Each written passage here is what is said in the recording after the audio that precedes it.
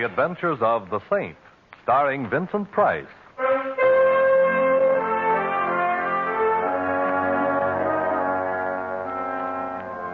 Saint, based on characters created by Leslie Charteris and known to millions from books, magazines, and motion pictures.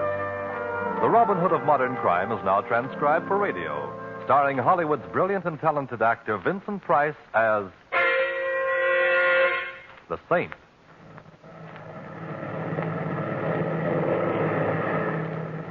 Anything wrong, Captain? Nothing serious, Mr. Templar. Just coming down here for a check. Go on just as soon as we can. Oh, and where is here? Headstone, New Mexico. Used to be a big silver mining town, but now it's just another little town, I guess. Although I did notice there's a carnival playing over on the edge of this emergency landing strip. Well, how long are we to enjoy the hospitality of Headstone? Oh, 2 or 3 hours. Long enough to see the town, have dinner if you like. We're sorry to delay you, sir. Oh, it's all right, Captain. I'm seldom bored in a strange town. Well, you better go back and fasten your seatbelt, Mr. Templar. We're coming down now. Right, I'll see you later.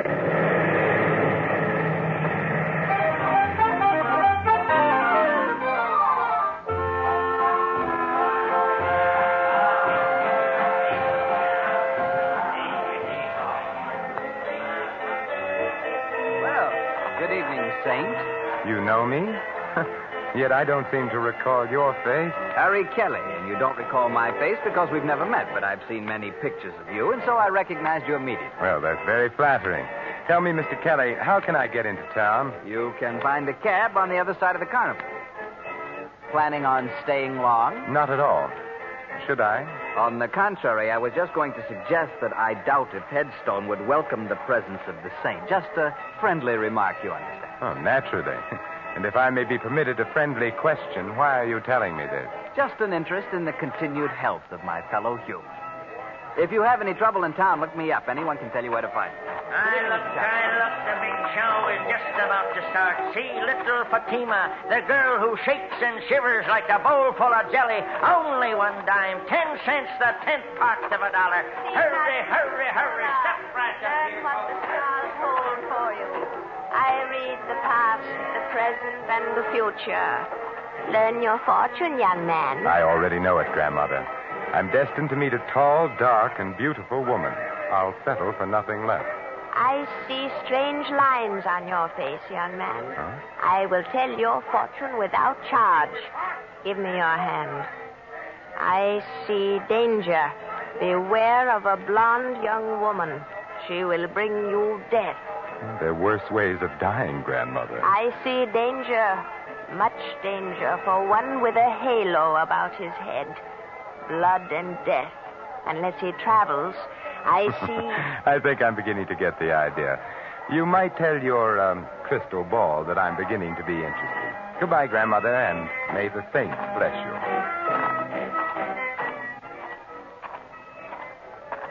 Taxi, mister? Oh, thank you. Say, do you suppose you can drive me somewhere that serves a good dinner? Sure. The Silver Dollar Hotel. Oh, fine. You know, I was just sitting there communing with nature about how many guys there are who blow their wad to watch some dame do a hula but won't spend a dime on a hack. Do I detect a touch of Brooklyn? How could you miss? That's me, chum. Ziggy from Flatbush. I used to drive a hack in Brooklyn. Now I own the only hack in Headstone. It's life, huh? You know, I ain't seen a Brooklyn Bridge for 10 years since I come out here for my health. Like I always say, it's a smart man who knows when it's healthy to get out of town. Meaning what? Does everything have to mean something? Me, I mind my own business. I stay healthy. That's why I'm living in Headstone instead of under one. I see. But if you didn't mind your own business, I suppose you'd give me some advice about leaving Headstone. Is that it? No advice, Mac. That's part of minding my own business. Headstone is a great place for strangers to visit, if they paid up their insurance.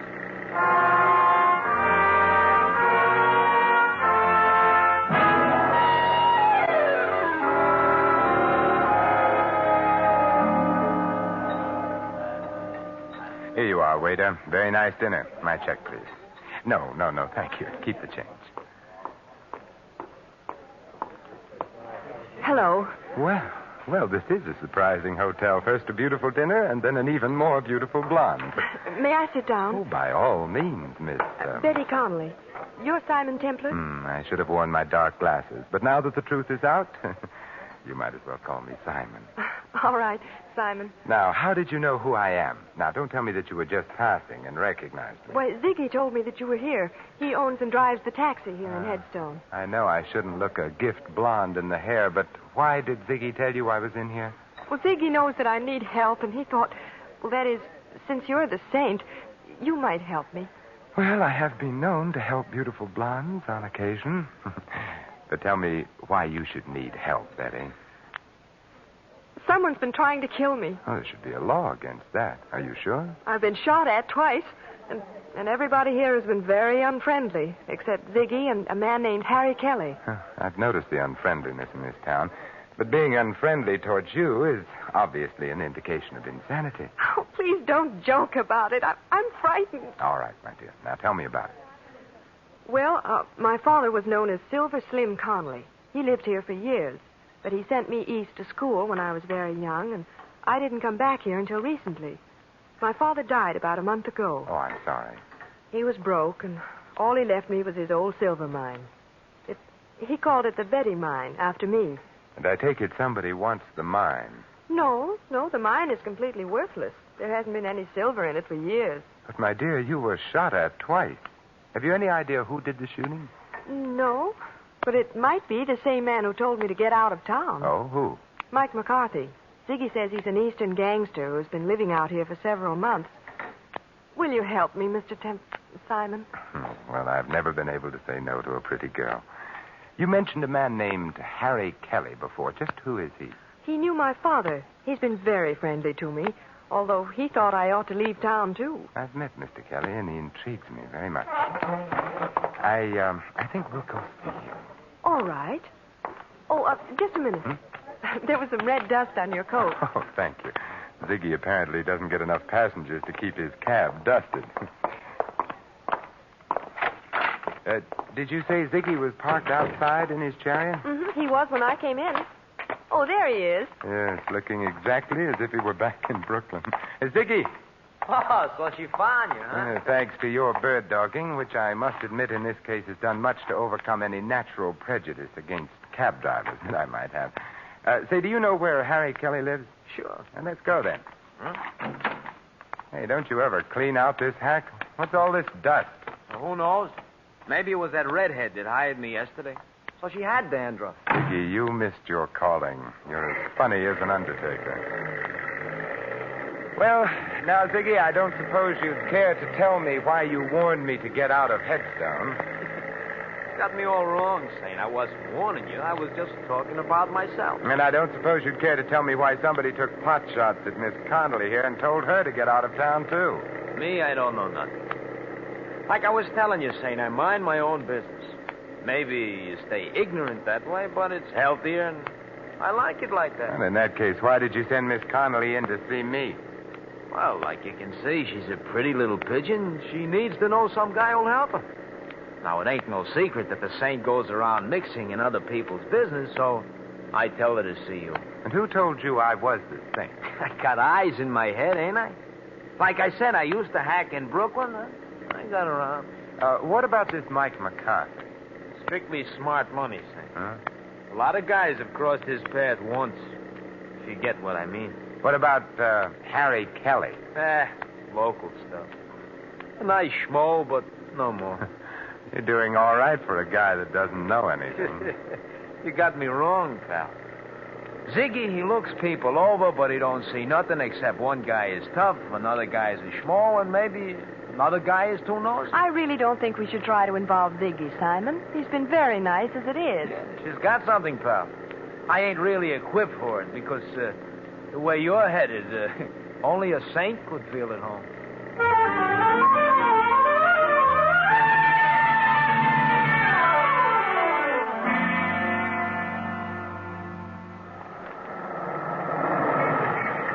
Well, here we are, Saint.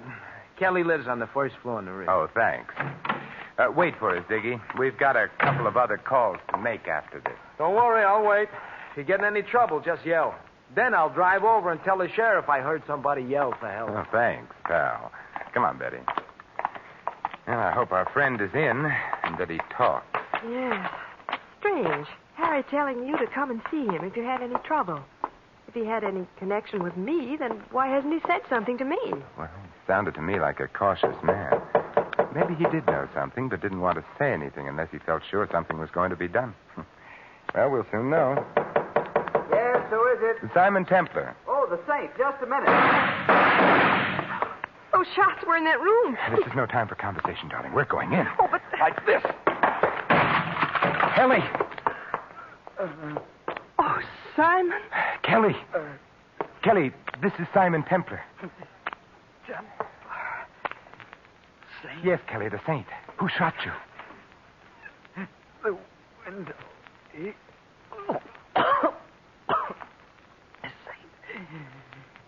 The mine. Kelly. Well, Betty, he isn't going to tell us anything now. His killer did a very thorough job. Window open. Must have shot from here. There's a shell on the fireplace. But what was he saying? Sounded like sin. Come on, Betty. We're going to spread a little saintliness. And I think I know where to begin.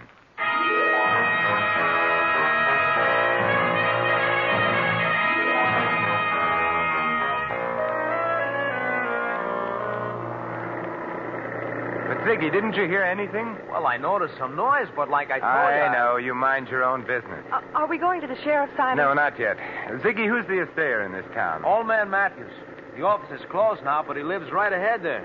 That big white house. Okay, stop there. But, Simon, I'd don't like to satisfy a little curiosity about that mine of yours. I'll be right back. You stay in here, Betty.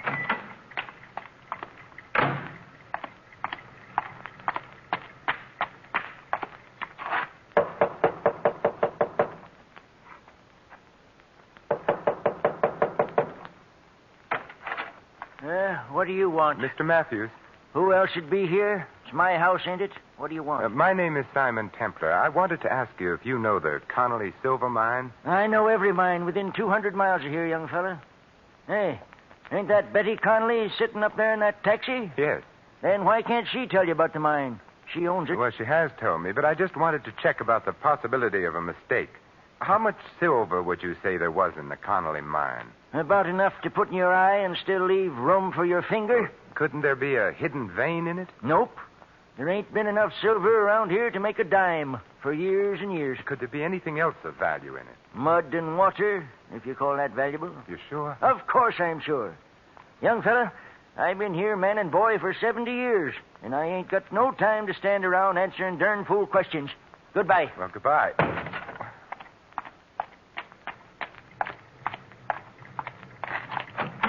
And Betty, you may be right. Old man Matthews says the mine is worthless, too.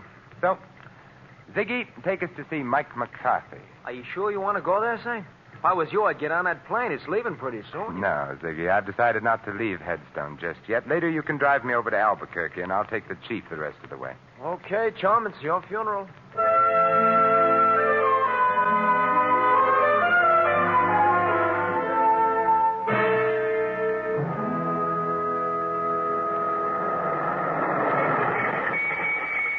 Simon, please be careful. Don't you worry, Betty. The Halo Wearers Benevolent Association would be very upset if anything happened to me. I'll be right out.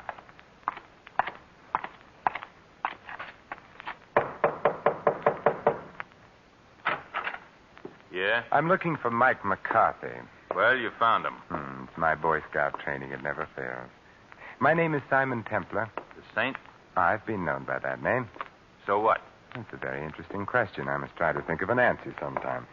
Meanwhile, I thought you might like to know that I heartily disapprove of your telling a certain Miss Betty Connelly that she ought to leave town. What's a girl to you? That's my business. I could make it mine. And if I do, your halo's going to slip down and start choking you. I thought bullets were more in your line. Meaning what? Meaning the shots fired at Miss Connelly and a little gunning job only a few minutes ago. I didn't do any gunning. But I'm liable to if you don't beat it. You sound so sure of yourself, Michael. That's because I got more in my hand than an itching palm. That's a very pretty gun, Mike. If But I'm very much afraid that nothing will satisfy my curiosity short of knowing why you want to get Miss Connelly out of town. I got answers for nosy guys. 6 of them. Now just stand right there. Stay away from that desk, Saint, or I'll... Don't worry, Mike. I have no interest in the desk at all, but I do have an interest in Miss Connelly. And now, Michael, I'll bid you adieu.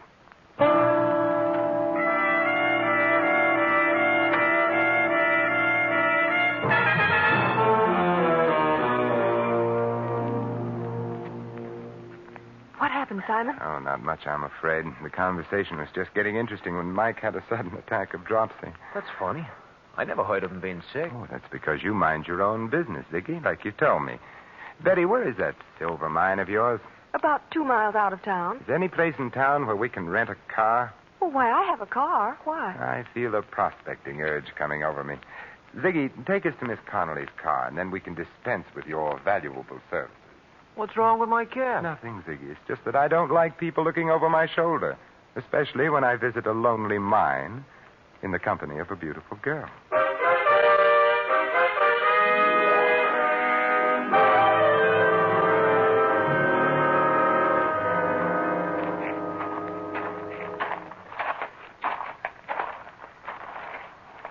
Well, here's the Betty mine, although I don't know why you want to see it. Frankly, I don't know either.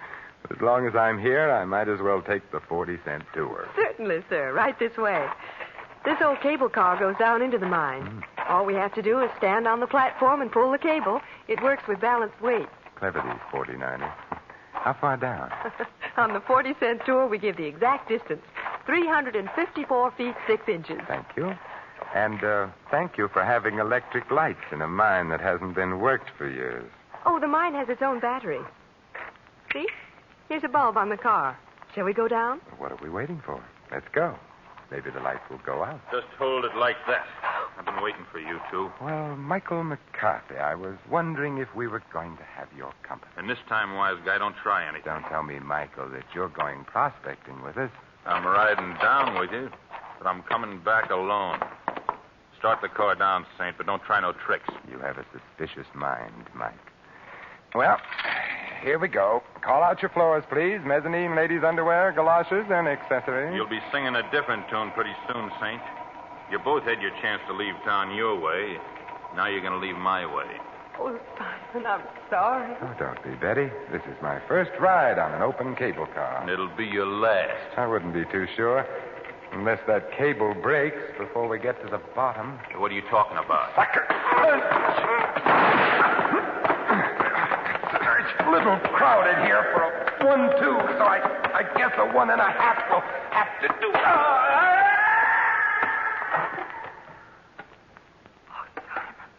Oh, how terrible. There now, Betty. It's all right. Oh, but Simon, it could have been you.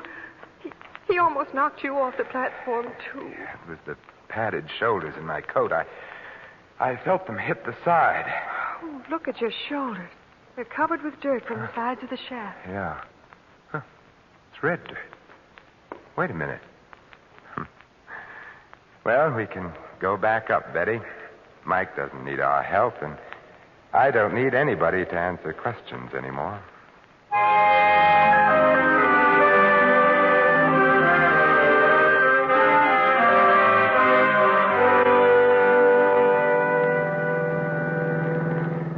Simon, I'll never understand you.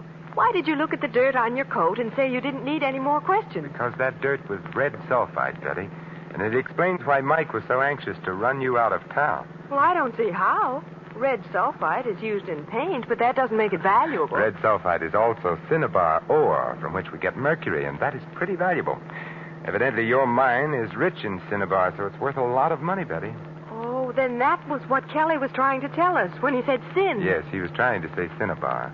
How can I ever thank you, Simon? Well, I have a couple of ideas on the subject. Oh, but now people would say I was chasing you for your money. So I guess you can just see me off on the train. We'll stop in town and have Ziggy drive us to Albuquerque. Oh, but I'll drive you. No, I insist on taking a cab. I don't want you coming back alone. I may want to change my mind about fortune hunting.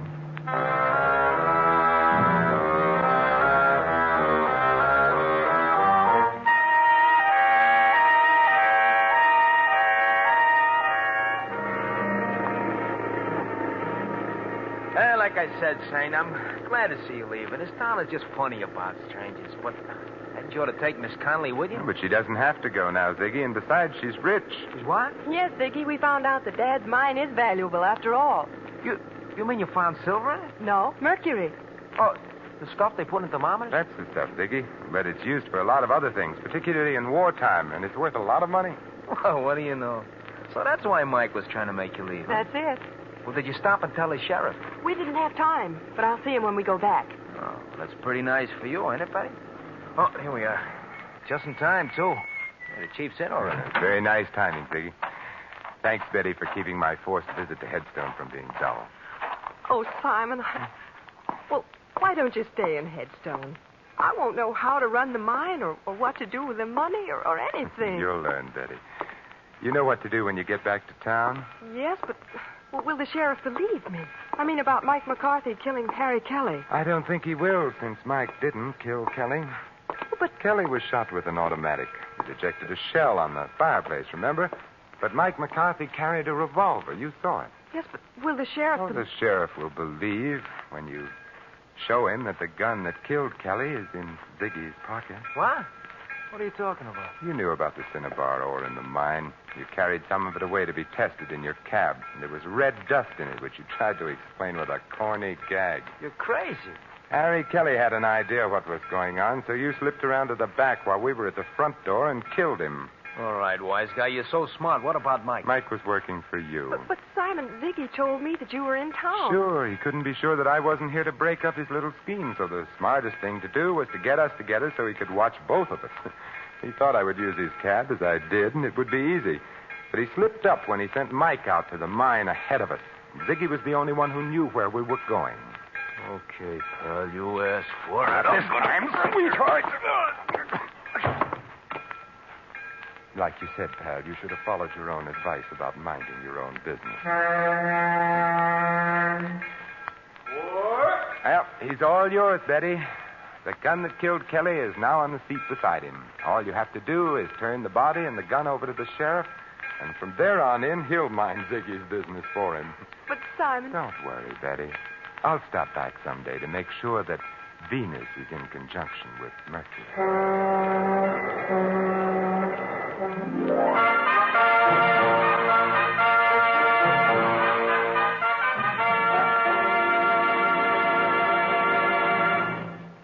You have just heard another adventure of the Saint, the Robin Hood of modern crime. Now, here is our star, Vincent Price. Ladies and gentlemen, how many times there have been men just like Ziggy, led into crime by insatiable greed, forgetting the simplest truths so aptly phrased by John Dryden. Murder may pass unpunished for a time, but tardy justice will o'ertake the crime. This is Vincent Price extending a personal invitation to all of you to join us again next week at this same time for another adventure of the Saint. Good night.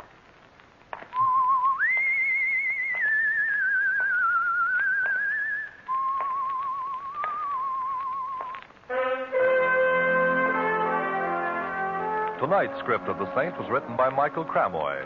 Our cast included Harry Bartell, Barney Phillips, Colleen Collins, Fred Howard, and Tony Barrett. The music was composed and conducted by Harry Zimmerman.